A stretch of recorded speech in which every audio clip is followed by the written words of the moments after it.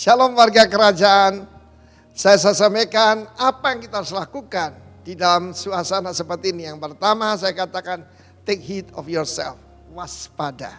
Ya, kita harus menjaga pikiran kita tetap penuh shalom. Hati kita tetap panas bagi Tuhan. Tetapi selanjutnya kan saya beri nama Corona Academy. Bukan Corona Pandemi. Karena firman Allah mengatakan akan ada pemurtatan. Akan ada penganiayaan, bahkan ada pengkhianatan.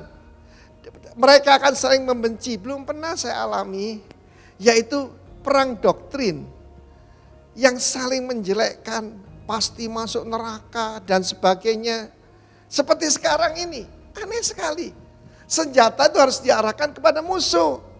Musuh kita bukan darah dan daging, kuasa kegelapan, bukan di antara saudara. Saya masih ingat ada seorang hamba Tuhan yang pernah mengalami kejatuhan. Dan dia berkata, satu-satunya tentara di dunia yang membunuh, yaitu tentara yang terluka. Cuma gereja katanya. Aduh sedih sekali saya dengar itu saudara. Sebab kita ingat John Kane, dia saudaraku menjadi pahlawan karena apa? Karena dia mengalami terluka waktu perang Vietnam. Tetapi jangan sampai saling menyerang satu dengan yang lain. Firman Allah mengatakan, ya, bahwa orang yang bertahan sampai kesudahannya, dialah yang akan diselamatkan. Saudara, tidak semua orang diselamatkan, hanya orang yang bertahan sampai kesudahannya.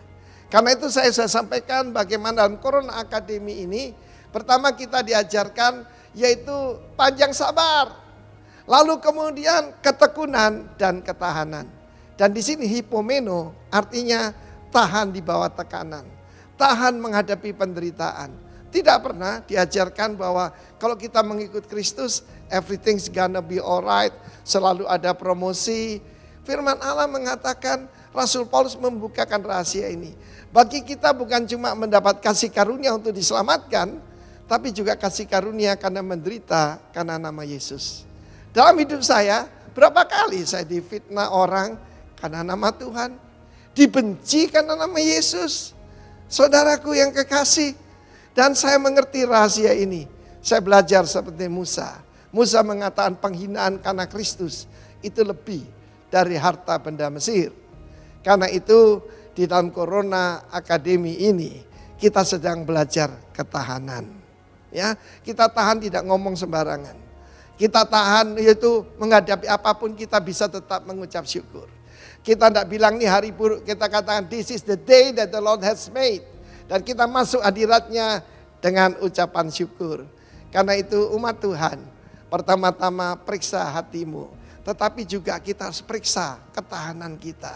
Ya, kalau kita masuk ke sebuah gedung, termasuk gedung kita, tangan kita diperiksa. Firman Allah mengatakan Yusuf itu tangannya tinggal lihat. Lihat itu saudaraku kuat, teguh, tidak gampang patah. Tidak gampang putus, ya. Saudara, kita memerlukan keteguhan hati. Kita memerlukan ketahanan supaya kita diselamatkan. Di sana adalah bukan soteria tetapi sotso. Sotso di sana adalah selamat roh, jiwa, tubuh. Roh kita sudah diselamatkan, jiwa kita sedang diselamatkan. Dan kalau kita bertahan, tubuh kita akan dirubah tubuh kemuliaan. Angkat kepalamu sebab penyelamatanmu sudah lebih dekat daripada waktu kamu menjadi percaya. Terpuji nama Tuhan. Amin.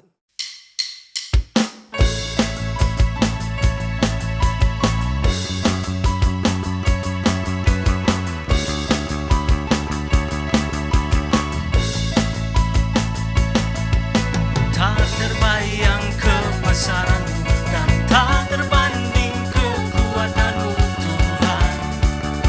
Kau megah bagiku segenap jiwa dan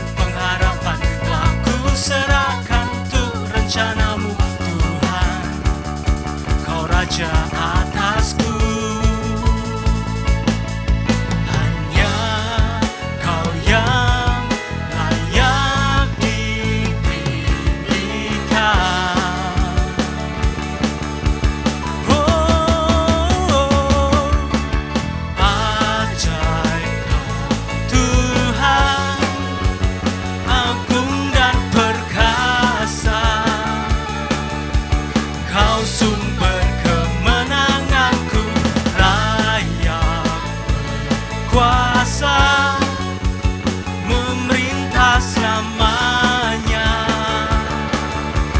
Yesus, Kaulah Raja mulia,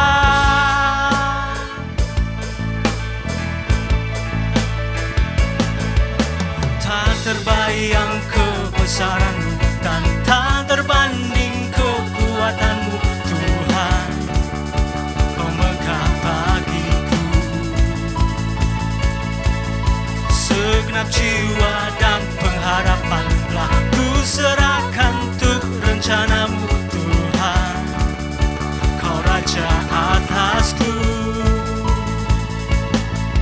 hanya Kau yang layak ditinggikan.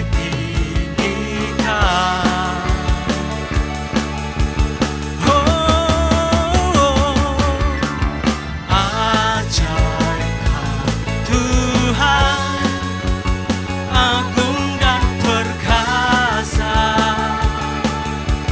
Kau sumber kemenanganku, layak berkuasa memerintah selamanya. Yesus, Kaulah Raja mulia,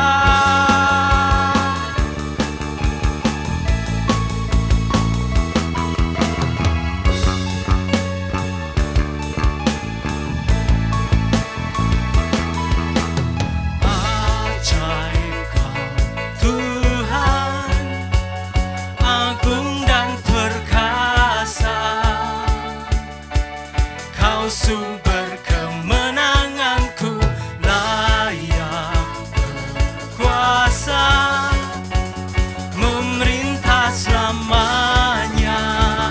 Yesus, Yesus, Kaulah Raja mulia, ajaib Kau Tuhan, agung dan perkasa. Kau sumber kemenanganku, layak berkuasa memerintah selamanya. Yesus, Kaulah Raja mulia,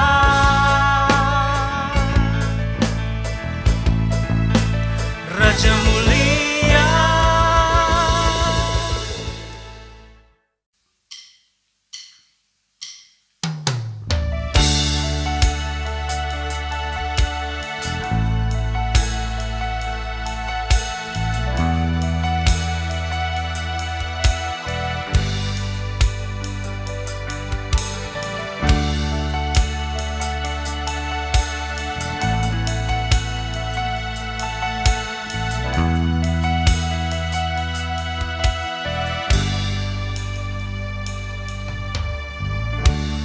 Bapakku datang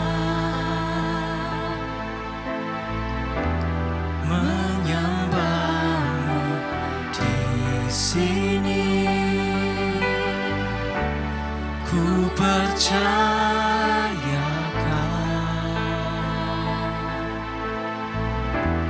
ada bagiku. Bapakku datang, Bapakku datang menyembah-Mu di sini. Ku percaya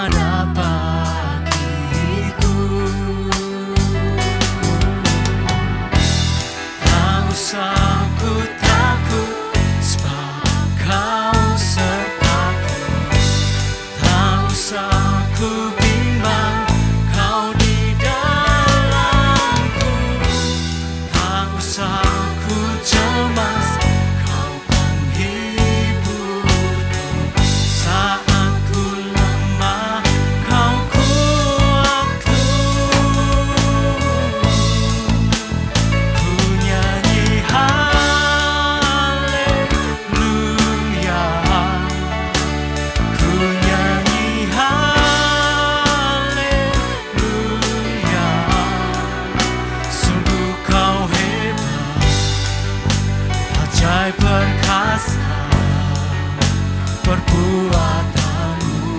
Ku nyanyi haleluya, ku nyanyi haleluya, ku nyanyi haleluya. Sungguh kau hebat, ajaib perkasa perbuatanmu. Sekali lagi katakan, ku nyanyi haleluya, ku nyanyi haleluya,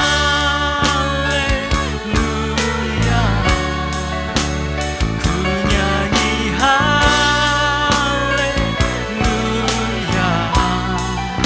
Sungguh kau hebat, ajaib perkasa perbuatanmu.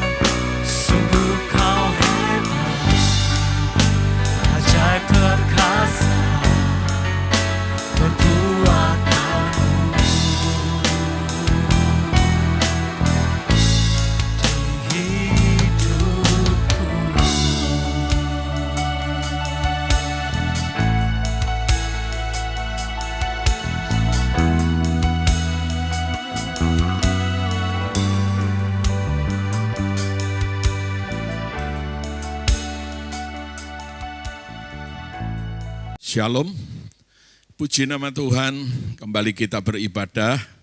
Hari ini saudara siapkan hati saudara, siapkan Alkitab saudara dan catatan saudara di rumah. Sama-sama kita akan belajar kebenaran firman Tuhan yang saya percaya akan memberkati setiap kita.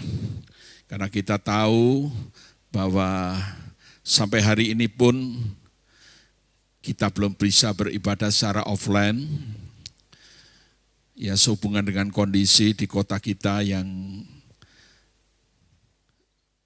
informasinya semakin kurang baik. Mari kita datang kepada Tuhan. Kepadamu ya Bapa, Kau Allah yang menciptakan kami, yang mengasihi kami, yang tidak pernah tinggalkan perbuatan tangan-Mu. Allah yang selalu ada dalam setiap hidup kami. Tuhan yang menyertai, Tuhan yang memberkati kami. Dan kalaupun hari ini Tuhan kembali kami bisa beribadah mendengar firman-Mu, mari Tuhan ajar kami siapkan hati kami untuk siap ditaburi kebenaran firman-Mu, sehingga firman itu boleh tertanam dalam hati kami dan bertumbuh dan berbuah lebat dalam hidup kami. Terima kasih Roh Kudus, tolong kami semua supaya kami boleh menangkap apa yang Kau mau dalam hidup kami sehubungan dengan keadaan yang sungguh kami tidak bisa memprediksi, tapi kami percaya Tuhan tetap memelihara hidup kami. Terima kasih Bapa, di dalam nama Tuhan Yesus. Amin. Saudaraku yang dikasihi Tuhan, kembali kita akan membuka bersama-sama, yaitu dalam Matius 24 ayat 12. Matius 24 ayat 12, Alkitab mengatakan, dan karena makin bertambahnya kedurhakaan, maka kasih kebanyakan orang akan menjadi dingin. Terjemahan lama mengatakan, dan semakin bertambahnya dosa, kasih kebanyakan orang menjadi tawar. Saudara, tanda-tanda akan kedatangan Tuhan kedua kali memang ditulis dalam Matius 24, akan adanya peperangan, bencana alam, penyakit sampar, juga akan adanya penyesatan, pengkhianatan, pemurtatan sebelum kedatangan Tuhan. Tapi pada ayat ini kita sama-sama mencoba untuk belajar. Apa toh yang dimaksud hati yang semakin dingin, atau hati orang sudah kasih orang semakin dingin? Saudara, ketika saya mencoba untuk merenungkan, ternyata Alkitab ini sungguh luar biasa. Kasih kebanyakan orang menjadi dingin. Saya bisa gambarkan bahwa kebanyakan dari orang mulai tidak peduli. Orang mulai tidak care. Orang mulai acuh tak acuh. Nah, kita melihat sekeliling kita, bukankah kebanyakan kasih orang sudah mulai dingin? Orang sudah tidak peduli dengan orang lain. Orang sudah tidak peduli dengan keluarganya, orang sudah tidak peduli dengan lingkungannya, bahkan tak peduli dengan orang lain, dengan masyarakat, dan lebih-lebih tidak peduli dengan alam sekitarnya. Nah, ketika saya mencoba merenungkan apa yang dimaksud oleh Matius 24 ayat 12, kita akan coba melihat, kalau saudara pernah ada di kota-kota besar seperti Jakarta, seperti Singapura, mungkin ada banyak orang yang tidak saling mengenal, ya, karena orang masing-masing hidup sepertinya lulu gua-gua, tidak peduli. Kepedulian sudah menjadi barang yang langka. Manusia itu egois, selfish, hanya mementingkan diri sendiri. Nah, coba saudara amati di sekitar saudara, ada banyak orang yang mengendarai mobil atau motor seenak hatinya, parkir mobil justru di tempat-tempat yang berbahaya buat orang lain. Dan orang itu tidak peduli, tidak memikirkan, sudah tahu jalan sempit, parkir motor semaunya sehingga banyak orang tidak bisa begitu saja melewati dengan baik. Dan kalaupun sampai mengenai mobilnya atau motornya, orang itu akan marah. Saudaraku yang dikasihi Tuhan, itu yang terjadi di sekitar kita. Orang sudah mulai tidak peduli akan orang lain. Mungkin di tempat-tempat tertentu atau dalam kondisi-kondisi tertentu masih ada sebagian kecil orang masih peduli akan orang lain. Tapi apa yang dikatakan oleh Alkitab, karena meningkatnya dosa, karena kedurhakaan semakin melimpah, kasih kebanyakan orang mulai dingin, orang mulai tidak peduli. Lihat saja, kalau saudara menyaksikan orang tidak mau untuk mengantri, orang tidak mau, artinya untuk mendisiplin diri, buang sampah sembarangan, meludah di tempat yang semestinya itu sangat merugikan orang lain. Jadi tanpa memikirkan orang lain, mereka hanya memikirkan diri sendiri, mereka memiliki sikap yang egois, hanya mementingkan diri sendiri, tidak peduli bahwa apa yang diperbuat itu sungguh-sungguh sangat merugikan orang lain. Saudaraku yang dikasihi Tuhan, satu saat saya juga membaca di belakang sebuah truk, itu di bagian bak belakang tertulis, Tuhan tolong lalukan saya dari ibu-ibu yang naik motor memberi sen kiri tapi belok kanan. Nah itu kita jumpai. Mungkin saja ibu itu lupa untuk memindah sen atau mematikan sen. Tapi acap kali orang sudah tidak peduli, saudara. Bahkan ada orang yang memang dengan sengaja melakukan. Orang sudah mulai begitu selfish, begitu egois, hanya memikirkan diri sendiri. Saudaraku yang dikasihi Tuhan, kita hidup di tengah-tengah zaman seperti itu. Ya, kita hidup di tengah-tengah zaman seperti itu. Mari kita sama-sama belajar. Ya, saya suatu hari menjumpai ada seorang ibu muda. Sungguh-sungguh terjadi. Ibu muda ini masuk di sebuah minimarket. Saya tidak usah sebutkan. Nah, ketika dia masuk, dia membuka satu lemari pendingin atau showcase, dia membuka dan dia mengambil minuman yang dingin. Saya pikir dia membeli atau dia sedang memilih. Ternyata tidak, saudara. Ketika dia membuka lemari pendingin itu atau showcase, dia ambil beberapa botol, dia lihat, dia buka botol pertama yang dia pegang, dia buka tutupnya lalu dia minum. Tidak dibiarkan sampai habis, lalu botol itu ditutup kembali dan dimasukkan kembali kepada lemari pendingin. Dan itu dia ulangi sampai 2-3 kali, dia ambil lagi minuman yang lain, dia buka kembali tutupnya, dia minum, tidak sampai habis, dia tutup kembali, dia masukkan. Dan dari situ saya melihat, dia bukannya beli, tapi setelah dia minum melakukan itu semua, dia terus keluar begitu saja, tanpa merasa salah, tanpa merasa tertuduh. Nah coba saudara pikirkan, ini seorang ibu muda loh. Nah bicara kepedulian, rasanya sudah mati naluri. Perasaan itu sudah tumpul, sudah tidak memiliki rasa rasa malu, rasa bersalah, rasa bahwa apa yang dilakukan itu sungguh-sungguh sangat merugikan orang lain. Dia sudah tidak peduli, perasaannya sudah tumpul, hati nuraninya seperti mati. Benar kata Alkitab, perasaan mereka telah tumpul sehingga mereka menyerahkan diri kepada hawa nafsu dan mengerjakan dengan serakah segala macam kecemaran. Saudara, itulah keadaan manusia di akhir zaman. Saya masih ingat ketika saya masih kecil, masih kecil di tahun 60 sampai 70, ya.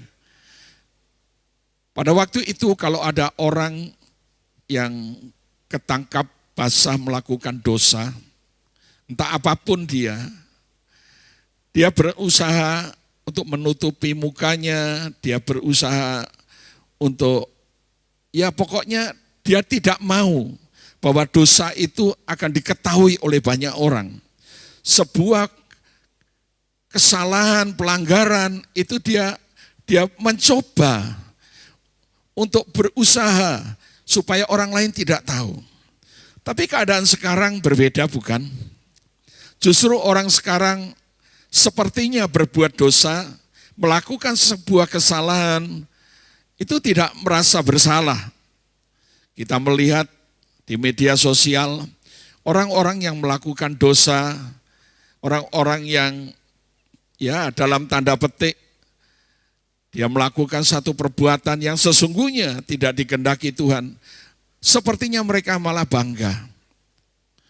Benar, Yesaya mengatakan, air muka mereka menyatakan kejahatan mereka. Dan seperti orang Sodom, mereka dengan terang-terangan, ya, dengan terang-terangan menyebut dosa, menyebut kelakuan mereka. Tidak lagi malu, tidak lagi disembunyikan. Terang-terangan mereka melakukan. Nah itu ada di sekitar kita. Saudaraku yang dikasihi Tuhan, tapi Alkitab mengajar kepada kita tidak seperti itu.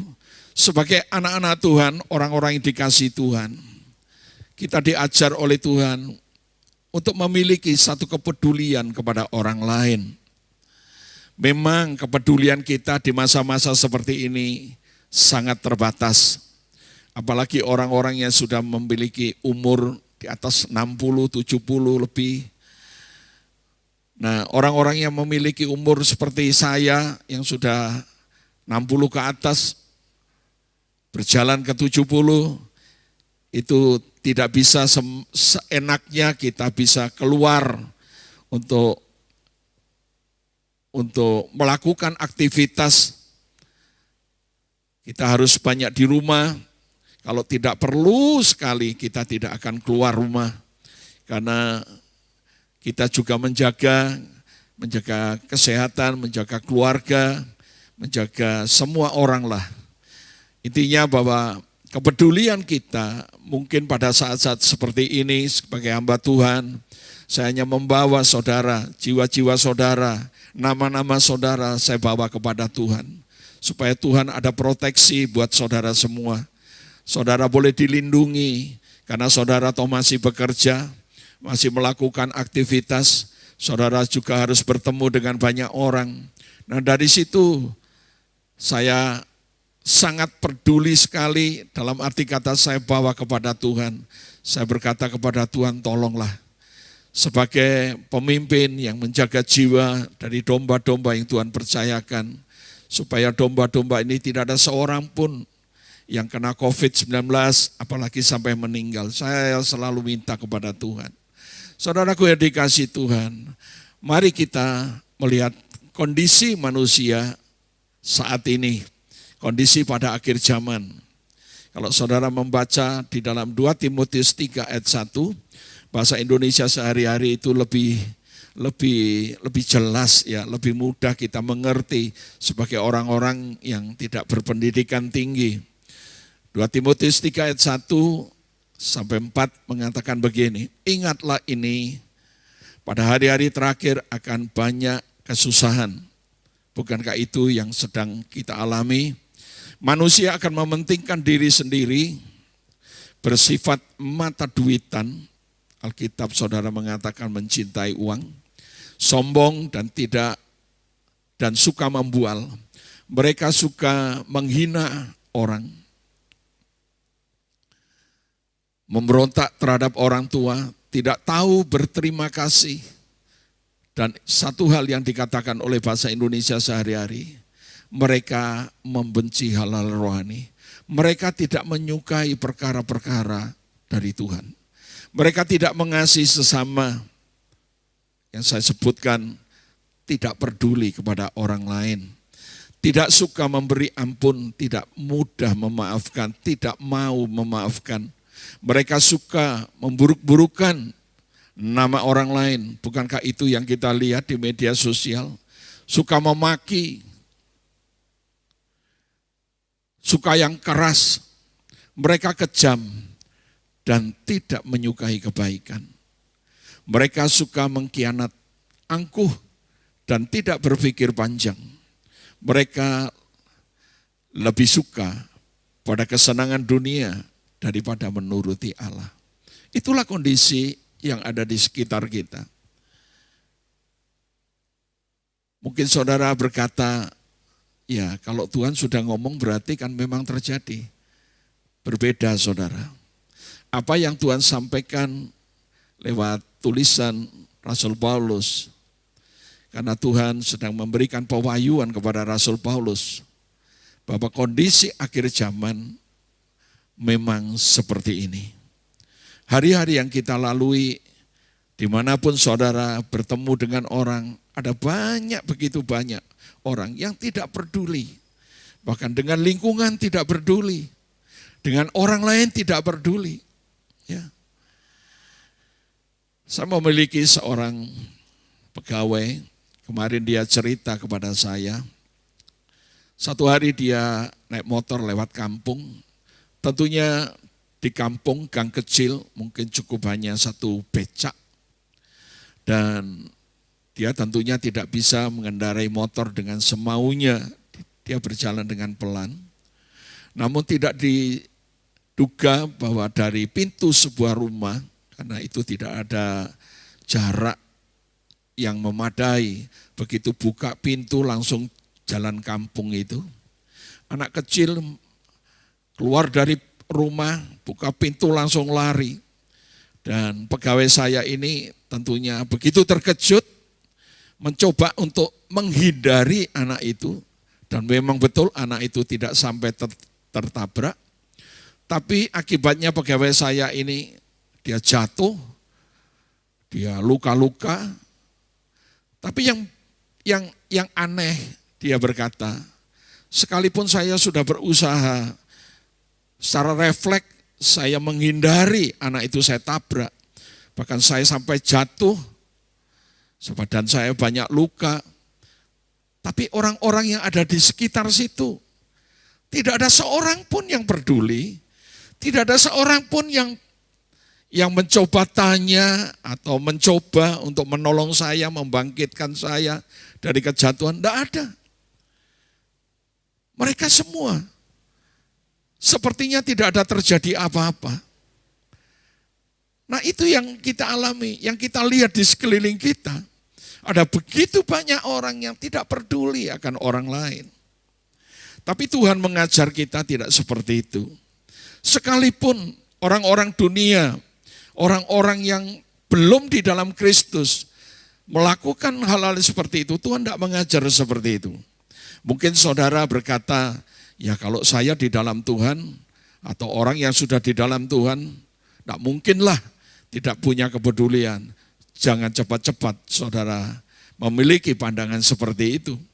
Karena ternyata di gereja pun sesama hamba Tuhan, sesama anak Tuhan, ada banyak juga yang tidak peduli dengan orang lain. Saya bersyukur, saya berterima kasih kepada Tuhan. Saya memiliki orang tua rohani. Beliau begitu care dengan orang lain. Dia begitu peduli akan orang-orang yang dia kenal. Saudara, mari kita belajar. Karena Tuhan mengajar kepada kita, kita harus memiliki kepedulian kepada orang lain. Nah, kepedulian itu sesungguhnya tidak terlepas dari kasih. Kepedulian tidak pernah terlepas dari kasih. Karena Alkitab tadi mengatakan bahwa karena bertambahnya dosa, kasih kebanyakan orang menjadi dingin, menjadi tawar. Kepedulian tidak pernah terlepas dari kasih. Dan kasih adalah inti dari kepedulian. Jadi kalau saudara mengatakan saudara mengasihi, tetapi saudara tidak peduli dengan orang lain, apalagi itu keluarga saudara, apalagi itu istri, suami, atau anak saudara, saya meragukan kalau saudara memiliki kasih. Ada banyak orang tidak mengerti hal ini. Disangkanya bahwa tidak mementingkan keluarga itu hal-hal yang biasa, hal yang tidak salah. Toh waktu saya pakai sepenuhnya untuk menghidupi keluarga. Jangan salah mengerti saudara. Saya tahu saudara banyak berjuang demi keluarga. Tapi keluarga tidak hanya cukup untuk diberikan satu kebutuhan secara jasmani. Tapi keluarga juga butuh untuk diperhatikan, untuk dipedulikan. Beberapa waktu yang lalu saya dapat video, ada seorang pasangan muda memiliki satu anak laki-laki yang naik mobil bersama maminya yang sudah tua. Dia antar, dia pergi ke sebuah panti jompo, di mana sang anak, yaitu yang sang suami ini, karena dia merasa bahwa ibunya sudah tua dan sangat merepotkan, mungkin juga rewel, ya. Lalu sang suami dan istri punya kesepakatan untuk menghantar maminya tinggal di sebuah panti jompo. Lalu diantarlah maminya ke panti jompo, dan setibanya di panti jompo itu, maminya sudah berkata, "Mengapa aku kau taruh di sini?" Tapi rupanya anak dan menantunya sudah sepakat. Mereka berkata, "Sudahlah mami, di sini mungkin lebih nyaman. Di rumah tidak ada yang memperhatikan dan lain sebagainya." Lalu setelah diurus semua administrasi, maminya masuk dan mulai ditinggal. Mobil mulai kembali pulang ke rumahnya. Si anak daripada suami istri ini berkata, "Coba papa berhenti dulu." Setelah berhenti mobilnya, dia buka pintu dan dia kembali masuk ke panti jompo itu. Dia masuk, papi maminya heran, ngapain anak ini kok kembali masuk. Mungkin papi maminya mengira bahwa cucu ingin kembali, ingin bertemu kepada omanya. Singkatnya, anak ini kembali ke mobil dan papinya berkata, "Kenapa kamu kembali? Apa kamu ada sesuatu pesan buat oma yang kamu tinggal?" "Enggak." Anak ini berkata begini, "Enggak, aku cuma mau melihat panti asuhan itu sampai kedalaman kamar oma, dan aku mau lihat situasi di situ seperti apa." "Untuk apa kamu tahu?" "Ya, aku perlu tahu, karena kalau toh nanti papa sudah tua, aku pun akan menghantar papa ke panti jompo ini."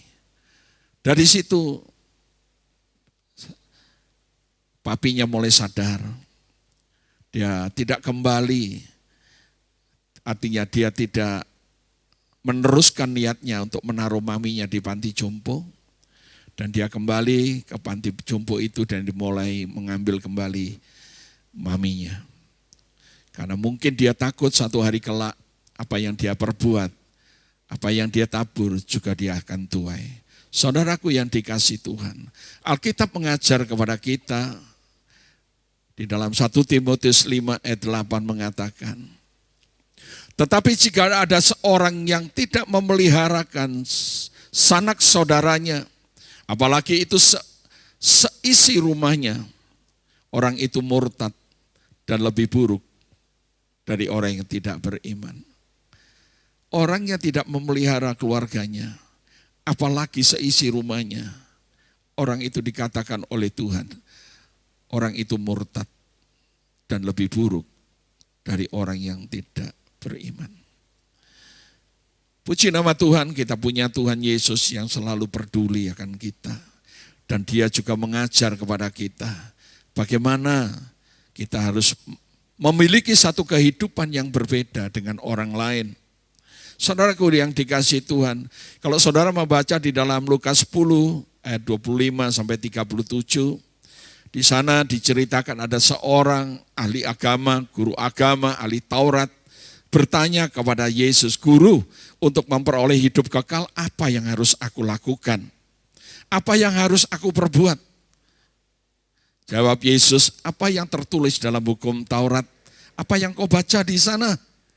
Orang ini menjawab, "Kasihanilah Tuhan Allahmu dengan segenap hatimu, dengan segenap jiwamu, dengan segenap kekuatanmu, dengan segenap akal budimu, dan kasihanilah sesamamu manusia seperti dirimu sendiri."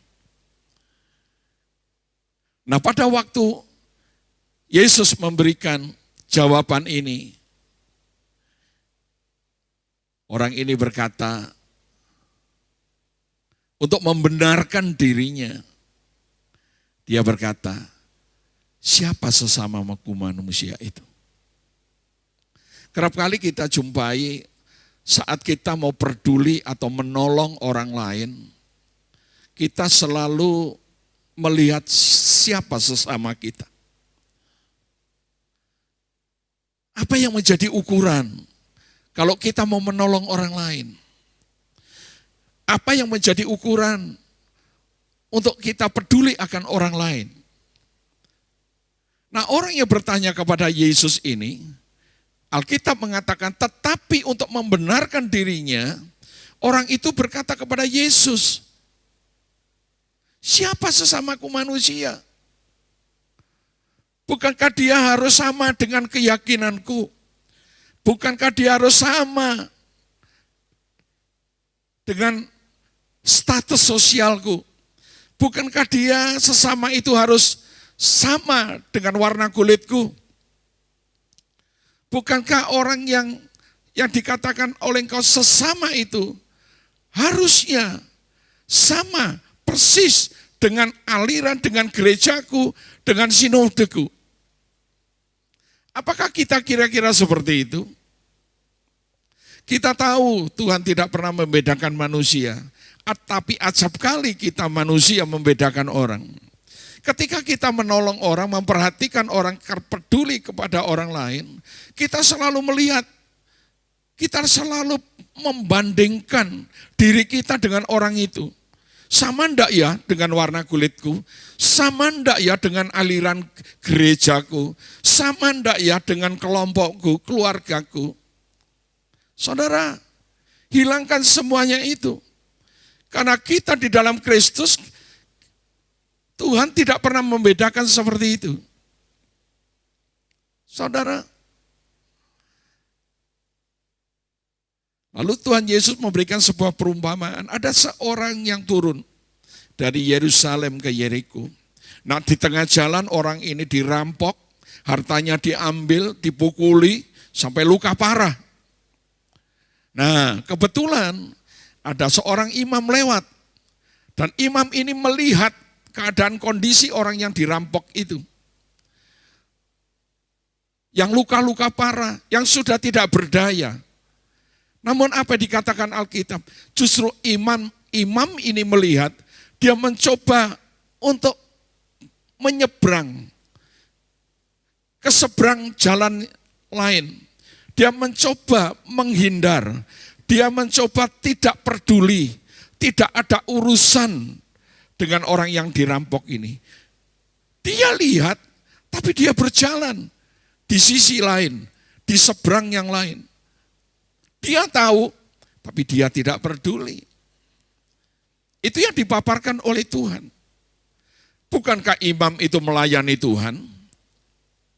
Tapi mungkin dia melihat ketika dia menyaksikan, oh itu tidak sama dengan aku. Gerejanya beda. Sinodenya beda, keyakinannya beda, alirannya beda, bahkan status sosialnya beda, bahkan mungkin warna kulitnya beda. Kemudian Tuhan kembali lagi, dia berkata, ada seorang Lewi, dia melihat orang yang dirampok, orang yang luka-luka ini, yang tidak bisa menolong dirinya. Orang Lewi ini tahu, dia melihat dan dia mendekat. Tapi apa yang dikatakan oleh Alkitab? Orang Lewi ini pun dia pergi dan dia meneruskan perjalanan. Dia tidak berbuat sesuatu. Seperti tadi saya katakan, pegawai saya yang jatuh, orang-orang di situ bergerombol banyak, tapi tidak mau tahu, tidak peduli. Udah dibiarin begitu aja. Nah, orang Lewi sama, saudara. Tapi Tuhan memberikan satu gambaran orang Samaria. Dia sama-sama melihat, seperti imam, seperti orang Lewi, dia melihat, tapi hatinya terharu karena kasih. Hatinya terharu karena kasihan kepada orang itu. Perhatikan baik-baik. Ini yang diajarkan oleh Tuhan. Saat Tuhan memaparkan cerita ini, pada klimaksnya Tuhan berkata bahwa orang Samaria ini justru dia yang membersihkan luka-lukanya. Dia yang membalut luka-lukanya, dia yang memberikan obat, dia memberikan minyak. Bahkan orang yang luka parah ini dinaikkan pada keledainya, mungkin dimasukkan pada mobilnya, dan dibawalah ke sebuah losmen. Dia membayar biaya untuk penginapan orang yang dirampok ini. Dan dengan satu pesan, rawatlah dia.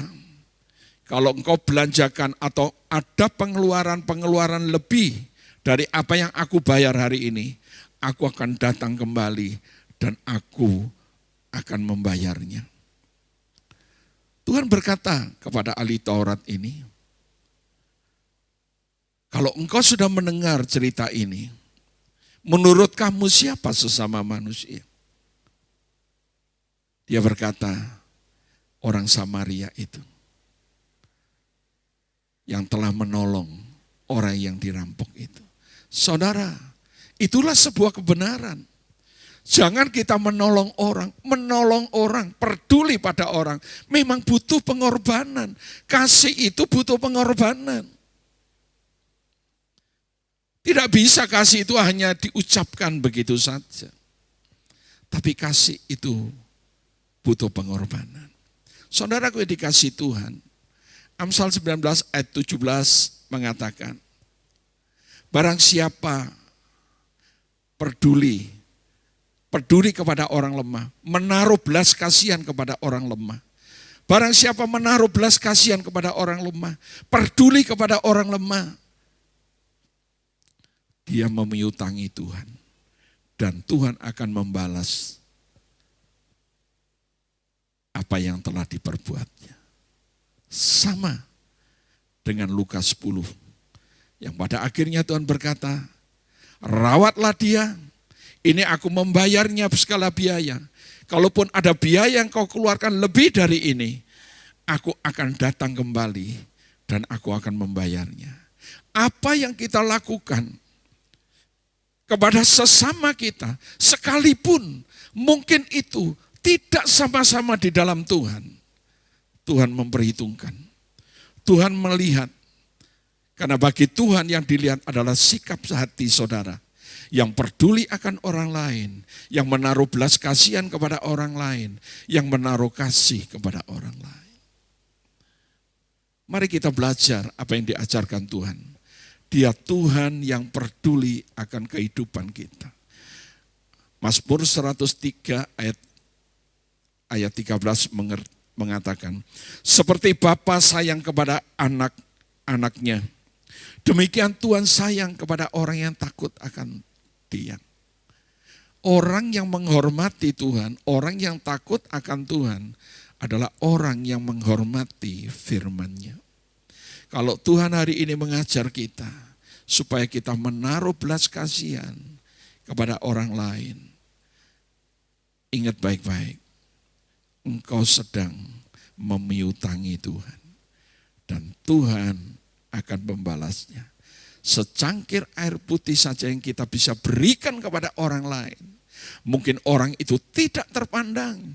Mungkin orang itu sangat hina.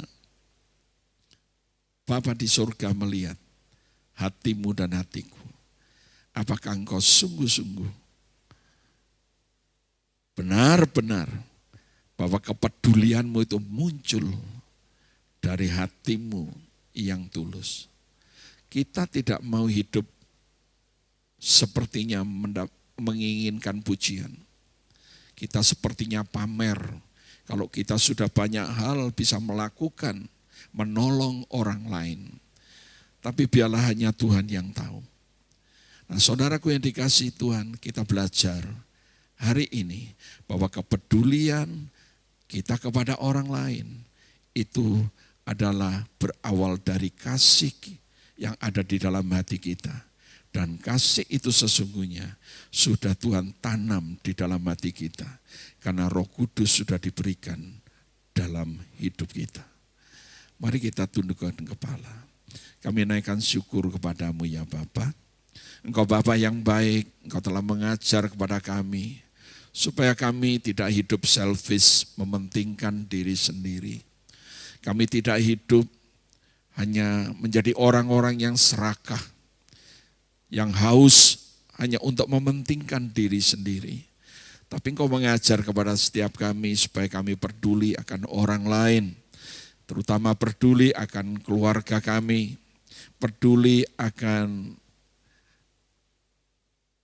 teman-teman kami, sahabat-sahabat kami, bahkan peduli kepada siapapun yang Tuhan sedang taruh di dalam hidup kami. Kami naikkan syukur kepadamu ya Bapa, biarlah Engkau Tuhan yang mengajar kami, supaya kami memiliki hati yang murah, hati yang peduli, hati yang sungguh-sungguh berkenan kepadamu.